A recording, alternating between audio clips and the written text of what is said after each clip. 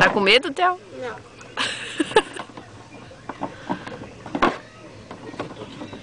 Tirou?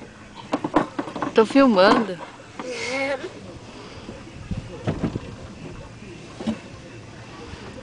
O pai não vai nem acreditar em que nós vamos para esse passeio. É? O famoso passeio. Mãe, tem coragem de pegar uma folha rapidinho? Pegue. Não, um coquinho. Um coquinho? Não tem aqui. Eu vi um daquela hora. Não tem, filho. Aqui, ó. Pegue. Agora senta que a vovó vai sair. Vamos lá! Vamos lá! Vai rápido não, né? Não vai rápido, né, amor? Primeiro passeio, hein, Theo? Devagar igual um avião. Cuidado, mãe. Isso daí que vai indo pra trás, né? Claro que é. Um remo? Não, é.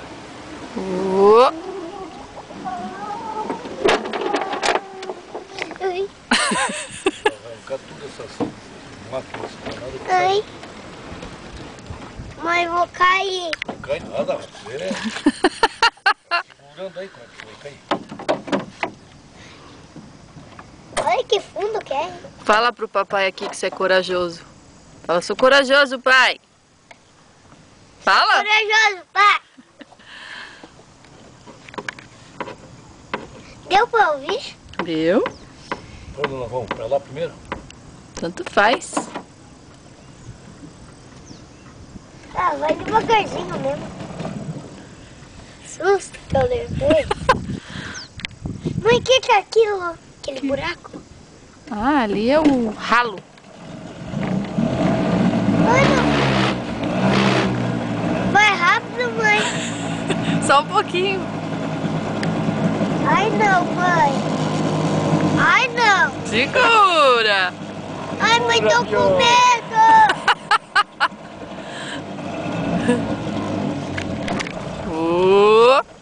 Morreu. Mas não vai tão rápido, não.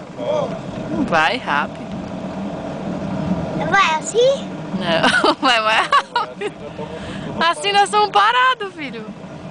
A gente vai mais rápido? É. A gente vai muito rápido.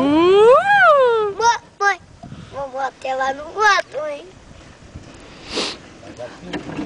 Gostoso, né, filho? Cuidado, o vô vai bater. Vai bater aonde? Ali. Não, vovô vira. Vai bem rapidão, né?